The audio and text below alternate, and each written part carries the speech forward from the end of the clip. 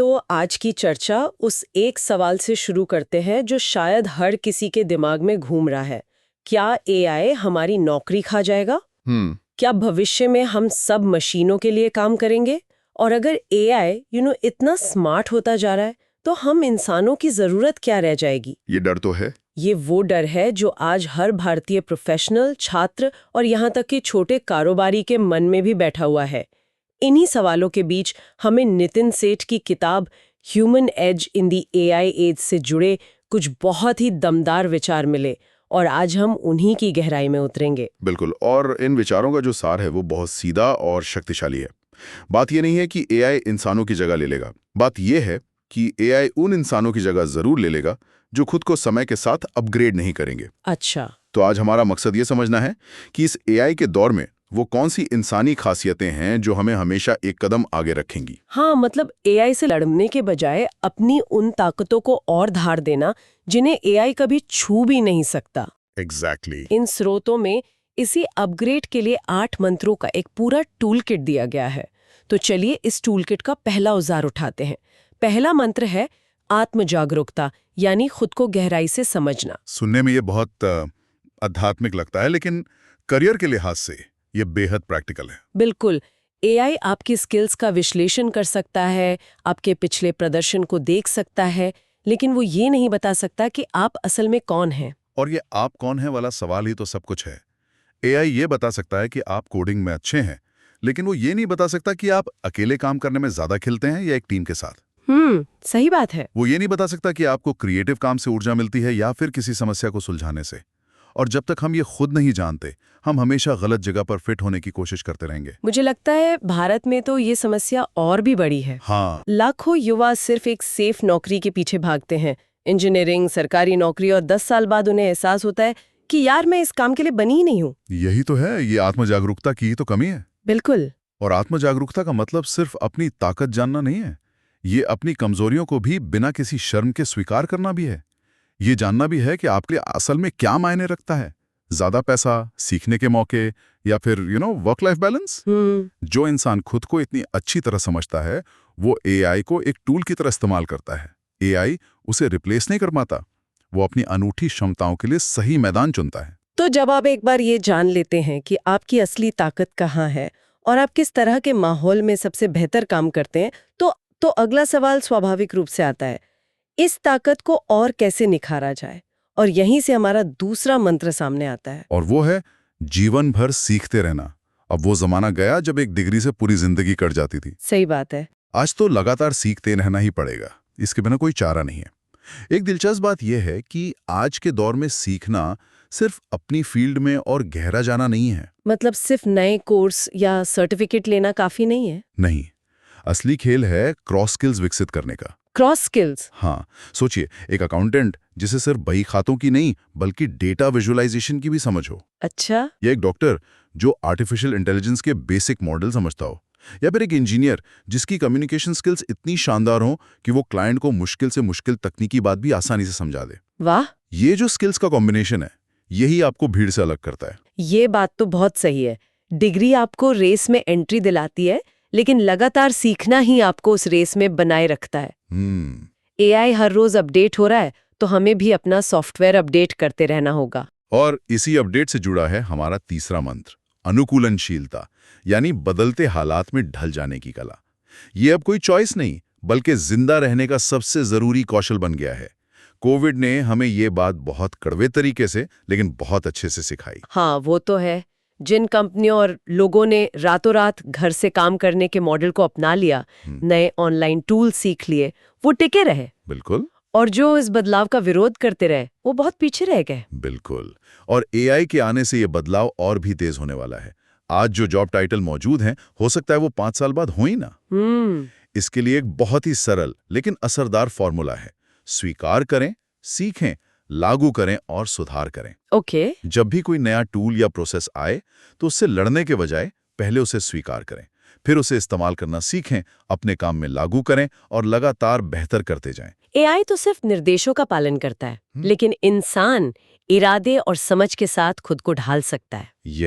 यही हमारा असली एज है। तो हमने अब तक बात की खुद को अंदर से मजबूत करने की, आत्मजागरूकता, सीखना और अनुकूलनशीलता। लेकिन अब हम बाहर की दुनिया की तरफ आते हैं और यहाँ हमारा सबसे बड़ा हथियार वो है जो एआई के पास कभी नहीं हो सकता। मानवीय रिश्ते, यही हमारा चौथा मंत्र है। मुझे ये वाला मंत्र सबसे दिलचस्प लगा। हाँ, हम एक ऐसे युग की बात कर रहे हैं जहां सब कुछ डिजिटल और ऑटोमेटेड हो रहा है, और इसका जवाब है और ज्यादा इंसान बनना। ये थोड़ा विरोधाभासी नहीं लगता? पहली नजर में लगता है, लेकिन अगर आप गहराई से सोचें तो ये बिल्कुल तार्किक है। एआई हजारों ईमेल भेज सकता है, वो डेटा का विश्लेषण कर सकता है, वो मीटिंग शेड्यूल कर सकता है। लेकिन क्या वो किसी क्लाइंट के साथ सालों का भरोसा बना सकता है?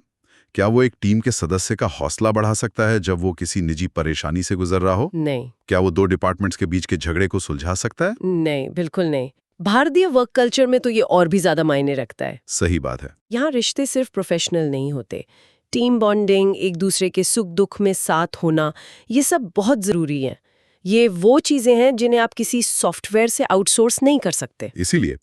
इसीलिए भविष्य के लीडर्स टेक्नोलॉजी एक्सपर्ट नहीं, बल्कि रिलेशनशिप एक्सपर्ट होंगे। वाह! सहानुभूति यानी दूसरों के नजरिए को समझना, और सक्रिय रूप से सुनना यानी सिर्फ जवाब देने के लिए नहीं, बल्कि समझने के लिए सुनना। ये अब सिर्फ सॉफ्ट स्किल्स नहीं है। तो ये क्या है? ये बिजनेस की सबसे जरूरी संपत्ति बन गई हैं। जब रूटीन काम ऑटोमेट हो जाएंगे तो लोगों को जोड़ने और प्रेरित करने की क्षमता ही किसी की सबसे बड़ी ताकत होगी। और ये जो भरोसा और रिश्ते हैं, इनकी नींव एक बहुत ही जरूरी चीज पर टिकी होती है, नैतिकता और मूल्य। बिल्कुल। और यही हमारा 5वां मंत्र है। एआई तो न्यूट्रल होता है, उसके लिए सही गलत का कोई मतलब नहीं। वो वही करेगा जिसके लिए उसे प्रोग्राम किया गया है। यहाँ एक बहुत ही जरूरी सवाल उठता है। जब एआई किसी व्यक्ति की काबिलियत यानी कॉम्पिटेंस की नकल कर सकता है, जैसे कोडिंग करना, रिपोर्ट बनाना या डिजाइन तैयार करना, तो फिर असली फर्क क्या रह जाएगा? चरित्र यानी कैरेक्टर। बिल्कुल। स्रोत में इस पर बहुत जोर दिया गया है, character competence. Character is greater than competence. हाँ, सोचिए, एक एआई जो शानदार कोड लिख सकता है, लेकिन उसे ये नहीं पता कि क्लाइंट का डेटा गोपनीय रखना है, वो एक संपत्ति नहीं बल्कि एक बहुत बड़ा खतरा है। इंसान का चरित्र वो गार्ड रेल है जो काबिलियत को सही दिशा में रखता है। ऑफिस की राजनीति, अपने बायोडेटा में झूठी जानकारी देना या क्लाइंट के डेटा का गलत इस्तेमाल करना, ये शॉर्टकट शायद कुछ समय के लिए फायदा दे दें, लेकिन लंबे समय में आपकी प्रतिष्ठा ही आपकी असली करेंसी है। बिल्कुल। और एक भरोसेमंद इंसान की जगह कोई मशीन कभी नहीं ले सकती, कभी नहीं। और जब किसी का चरित्र और मूल्य मजबूत होते हैं तो उसके काम में गहराई, एक दिशा नजर आती है। और ये हमें हमारे छठे मंत्र की ओर ले जाता है, उद्देश्य, पर्पस। हाँ, उद्देश्य। सैलरी से मिलने वाली प्रेरणा अस्थायी होती है। बोनस मिलता है, खुशी होती है, लेकिन वो मोटिवेशन कुछ ही हफ्तों में खत्म हो जाता है। लेकिन उद्देश्य से मिलने वाली प्रेरणा स्थायी होती है। एआई के पास काम करने का कोई क्यों नहीं होता, वो बस क्या और कैसे करता है। उद्देश्य ही आपके करियर का जीपीएस है। वो आपको बताता है कि आप कहाँ जा रहे हैं और क्यों जा रहे हैं। खुद से ये सवाल पूछना बहुत जरूरी है, मैं ये काम क्यों कर रहा हूँ, या मैं इससे दुनिया में क्या बदलाव लाना चाहता हूँ। जब आपका क्यों स्पष्ट होता है तो कैसे अपने आप आसान हो जाता है। ये वो आंतरिक कंपस है जो आपको मुश्किल समय में भी रास्ता दिखाता है, और ये कंपस एआई के पास नहीं है। बिल्कुल। और जो इंसान उद्देश्य से चलता है वो अक्सर दूसरों को भी रास्ता दिखाता है। यहीं से हमारा 7वां मंत्र आता है। नेतृत्व एक मानवीय कौशल है, और इसका मतलब सिर्फ मैनेजर या बॉस बनना नहीं है। नहीं, बिल्कुल नहीं। यहीं पर प्रबंधन मतलब मैनेजिंग और नेतृत्व मतलब लीडिंग के बीच का फर्क समझना जरूरी है। ओके। एआई प्रबंधन कर सकता है, वो टास्क सौंप सकता है, डेडलाइन ट्रैक कर सकता है, यहां तक कि परफॉर्मेंस का डेटा भी दे सकता है। ये सब प्रबंधन है। तो फिर नेतृत्व क्या है? मान लीजिए एक टीम अपने टारगेट से बहुत पीछे चल रही है और टीम का मनोबल बिल्कुल गिरा हुआ है। ऐसे में एक एआई मैनेजर क्या करेगा? एआई डेटा दिखाएगा, वो बताएगा कि प्रोडक्टिविटी 20% कम है, काम के घंटे बढ़ाने की जरूरत है, और शायद कुछ लोगों को चेतावनी भी दे देगा। उस समस्या के क्या पर ध्यान देगा। और एक मानवीय लीडर? एक मानवीय लीडर टीम से बात करेगा, वो ये समझने की कोशिश करेगा कि मोरल क्यों डाउन है, क्या कोई दबाव में है, क्या विजन क्लियर नहीं है। वो डेटा के पीछे की कहानी को समझेगा। हाँ, इंसानों को समझेगा। वो डर नहीं बल्कि आत्मविश्वास पैदा करेगा।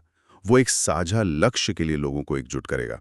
ये नेतृत्व है, और ये सिर्फ इंसान ही कर सकता है। भारतीय मैनेजरों के लिए इसमें एक बहुत बड़ी सीख है। पहले इंसान, फिर कर्मचारी। बिल्कुल। एक मशीन आपके कर्मचारियों को मैनेज कर सकती है, लेकिन आपकी टीम के इंसान को सिर्फ आप ही लीड कर सकते हैं। और इस पूरी यात्रा में सीखने से लेकर नेतृत्व करने तक एक चीज की बार बार जरूरत पड़ती है। वो है गिरने के बाद फिर से उठ खड़े होने की हिम्मत। और यही हमारा 8वां और अंतिम मंत्र है, लचीलापन यानी रेजिलियंस। करियर में असफलताएं तो आएंगी ही।